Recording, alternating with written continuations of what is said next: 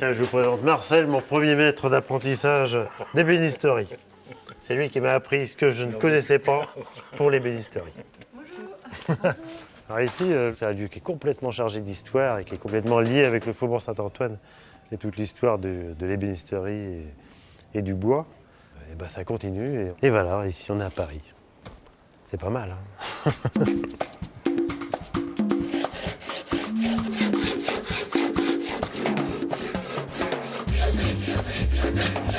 Est-ce que ça marche comme il faut? C'est bon. Je n'étais pas très attiré par les études, donc à la fin de la troisième, j'avais vraiment envie de me confronter à l'univers du bois. Ça, c'était quelque chose qui me motivait énormément. J'ai fait une semaine d'essai en menuiserie et puis une demi-journée en charpente par temps pluvieux et j'ai adoré la charpente. J'ai donc été 3 ans chez les Compagnons en charpente et un intérêt fabuleux chez les Compagnons, c'est qu'on vous donne à manger à mesure de votre faim.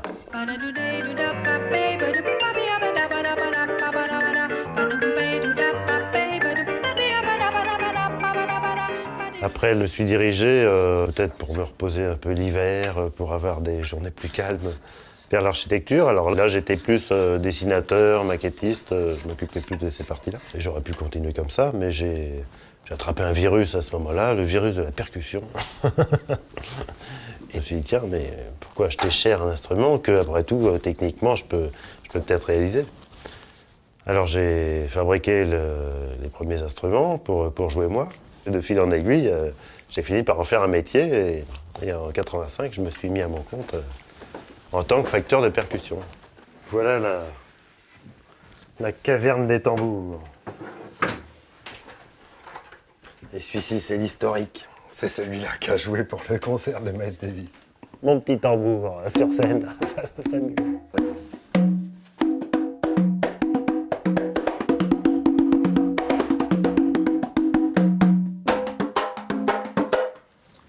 Celui-là avait tout de suite le son qui allait bien. Celui-là, très difficile. C'est pas du tout laissé faire, lui.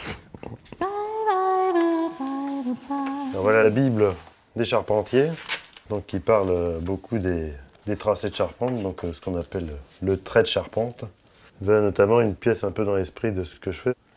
La difficulté des vues dans l'espace d'une pièce qui est toute en biais, c'est que ni par la vue de côté, ni par la vue du dessus, ni par la vue de l'autre côté, on ne se représente jamais sa vraie grandeur et ses vraies coupes. Il est réputé qu'une épure de chef-d'œuvre de charpente, pour pouvoir être compagnon, on ne peut pratiquement pas la corriger, tellement elle est complexe à comprendre.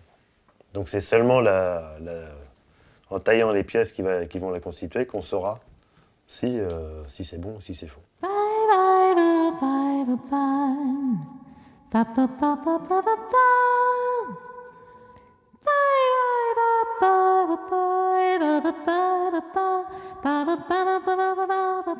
ça, je l'avais pas vu. Oh là là, oh la catastrophe, c'est pas bon. Ça va, Ti? Pile poil à l'heure. Bien, on en est où?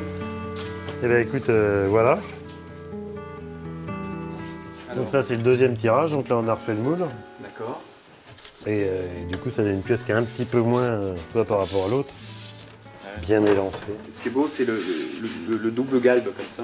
Ah bah, puis en plus de ça, ça a l'intérêt d'être structurel. Alors, là, on sent bien la sphère.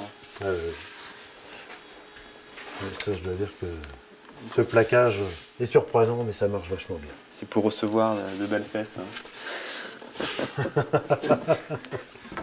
Voilà, voilà.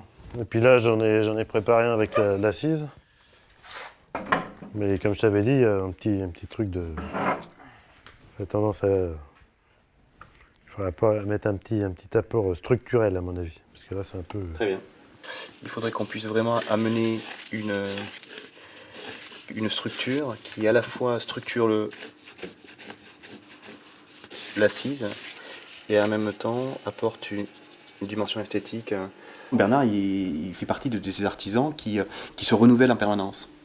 Et dans son parcours, on le voit bien, à chaque fois, il y a une sorte de parcours qui est cohérent, mais qui est cohérent par rapport à une envie de se surpasser. Et on passe du tambour à la charpente, de la charpente à la tambour, etc.